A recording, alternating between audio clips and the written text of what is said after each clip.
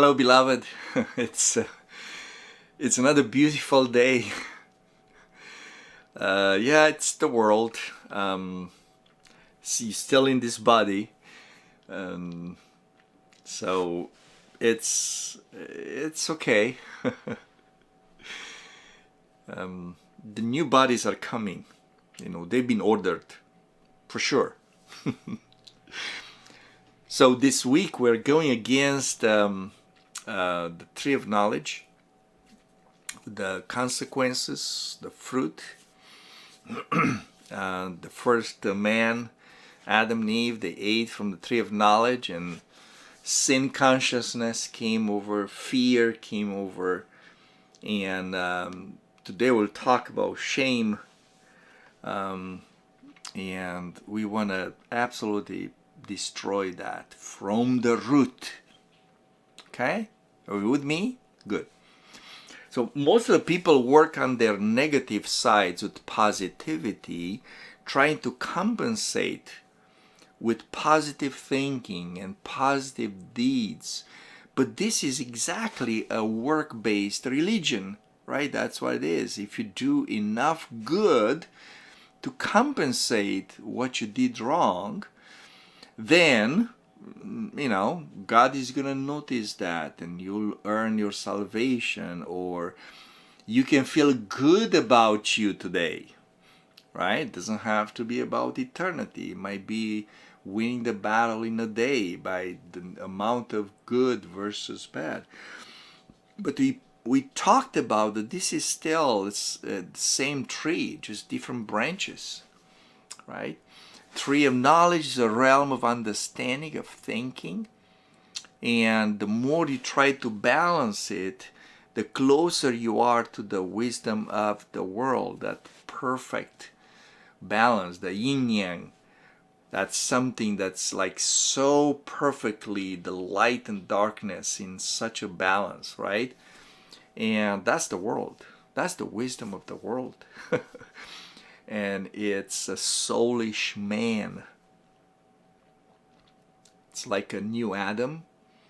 The Lord doesn't want to do a new Adam. No, he has a new man, which is Christ, the second Adam, the second man, right? The Lord Jesus closed the Adamic race, if you want to call it that way, on the cross, right? Becoming one with man and dying. And through the resurrection started a new creation, a new race of beings, never seen before, right? So it's so important to know that this is who we are, right? So we are renewing our mind into this new creation. The name of the new creation is a son of God, because he has a relationship of son with the Father. That's the name of this new creation. So we are sons. We are sons of God, right? New creations. So we are renewing our mind to think as a son thinks, right? So as we talk about shame, there is this negative part, which is, the shame is asking, how can you do this? Your parents, your neighbors, your church, your mind is like, man, you really messed it up. You really, and that's shame talking, right? You shamed your family, church, friends. Aren't you ashamed of God? I mean, God is like, I don't think it's like, he turns all red just looking at you, So, see, accusation and guilt, they point to what you did wrong. You said that, you kind of lied, that's accusation, right? But shame tells you that you are wrong. You are unfitted for what others expect from you, including God. you don't measure up. That's shame. So that's a real negative, right? Coming straight from the fruit of the tree of knowledge. Lots of people, maybe even you, have been eaten from that fruit, and you have these moments of, you want to disappear. The earth is going to be better without me. I don't deserve. I'm not worthy. I mean, it's all these thoughts. Oh man, it's just shame speaking to your mind, right? So the positive side is it's coming with, of course, from the truth, So you start thinking, Jesus died on the cross. He took that shame on the cross. So since he did that, the only part left for you is to start being courageous and bold and trusting in yourself. I mean, I hear this so many times, Be yourself. Be yourself. Learn how amazing you are. The amazing you. The new you and amazing you. Right? That's totally from the tree of knowledge. You are in charge. Take charge of the situation. Do this, do that. What about when he says, do not lean on your own understanding, but trust God? Isn't this positive kind of becoming a source of pride, of self-dependence, of self-promotion?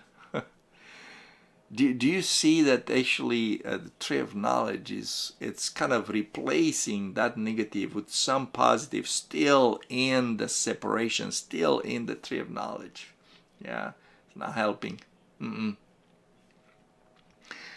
Hebrews 12:2, fixing our eyes on Jesus, the author and perfecter of faith, who for the joy set before him, for the joy set before him, for the joy set before him, he endured the cross, despising the shame, and has sat down at the right hand at the throne of God. Despising, that word in original means to look down,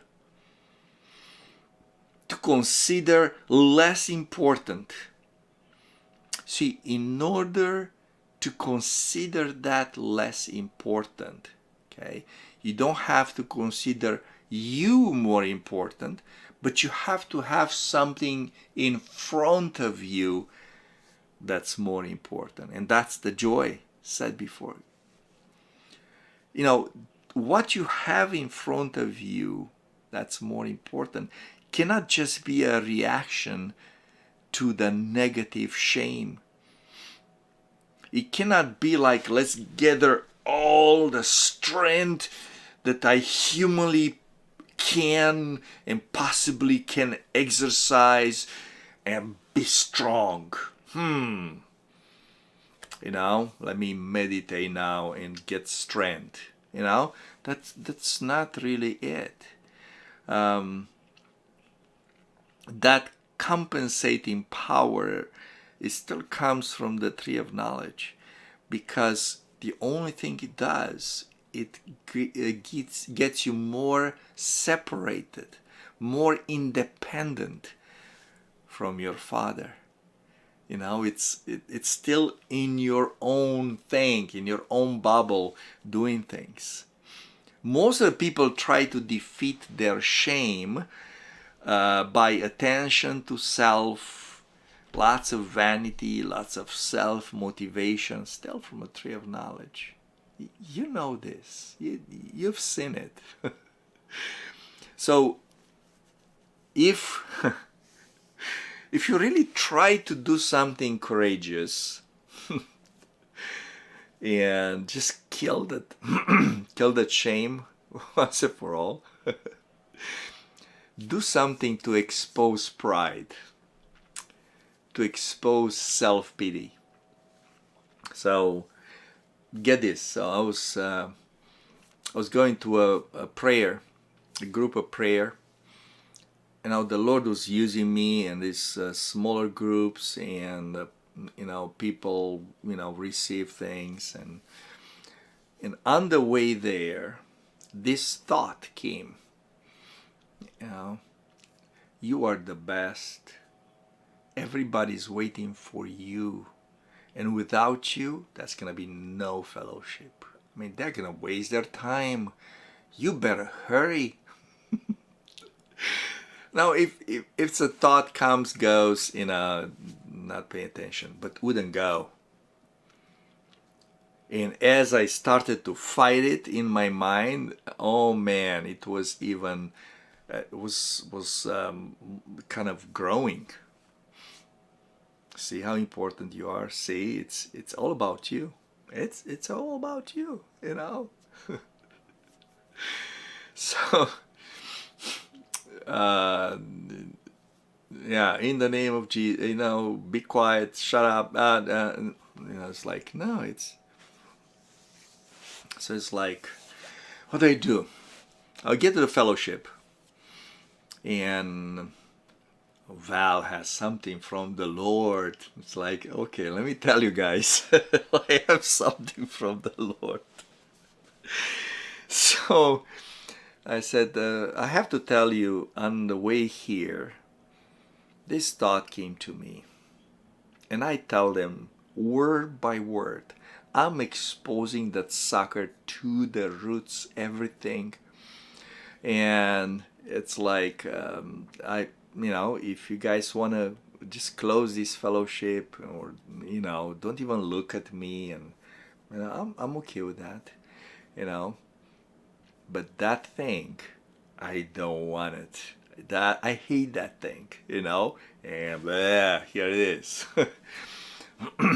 That night, in that fellowship, we had a revival.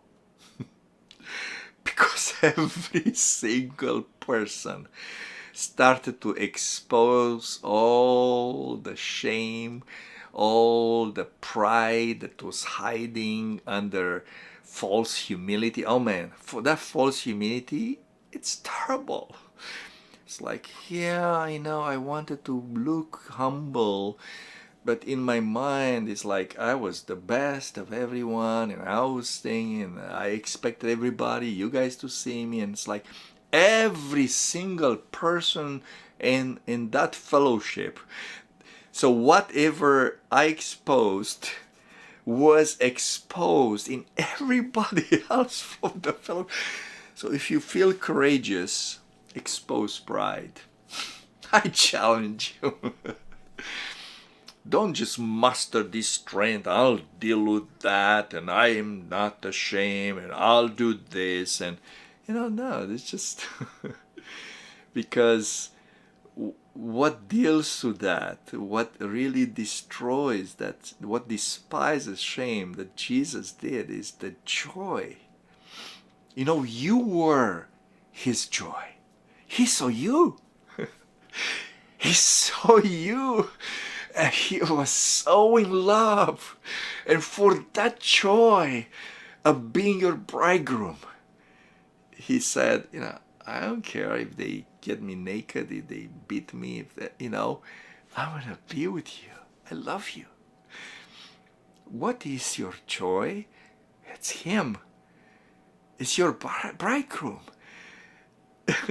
It's the love of your beloved. That's the joy set ahead of you. If that is not, that is not enough to have you despise the shame and destroy that stupid pride. If that beloved's eyes that love you like flames of fire, it's not enough to just like, I don't care, praise of man, whatever they agree, disagree. I love my Lord. It's him. That's my joy. He is our joy. Isn't that awesome? So I want to bring this every single time because what I'm speaking to you, I know it has a time to grow, right? A time to change, right? So Psalm 62:11, it's, I can repeat it. It's good for you to keep listening to it. And you listen to it like for the first time. God has spoken once, twice I have heard this, that power belongs to God. Okay? Number one, the spoken word is life and a seed to sow in my soul. When I say that, I understand that and I receive it in my soul. Right? It's not grown yet. It's not the full fruit yet. As that grows in my soul, it comes to a fruition, to a time of maturing. And the fruit of any seed of the word is Christ. He is the culmination, the ripe fruit in my soul. It's Him.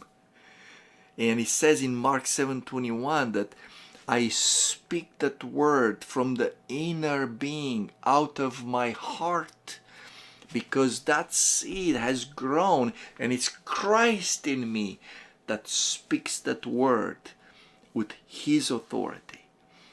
And that's the second time I hear the word, right? And the season in between this, the season of growing, most of us are there. It's grace that fills up the difference until the seed grows. Love that grace. Love grace. Okay. It says in 2 Timothy, talking about this shame thing, that God did not give us a spirit of timidity. That's a translation. It's not the phobos, the fear, but it's timidity, which is, a good relative of shame. But He gave us a spirit of power, love, and sound mind. How do we destroy shame? If something can still die, then it will.